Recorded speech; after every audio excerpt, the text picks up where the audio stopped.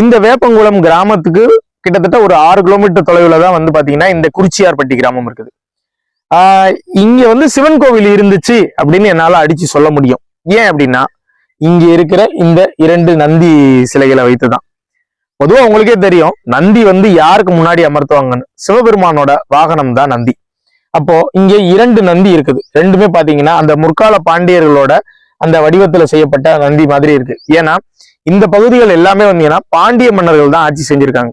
அதனால நிச்சயம் வந்து பாண்டிய மன்னர்களால செய்யப்பட்ட நந்தியா தான் இது இருந்திருக்கும்.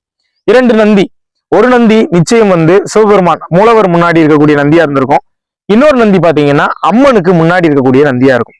ஆனா ஒரே ஒரு விஷயம் என்னன்னா, இங்க வந்து மூலவரோட அந்த சிவலிங்க திருமணியும் இல்ல, அம்மனோட அந்த சிலையும் இல்ல.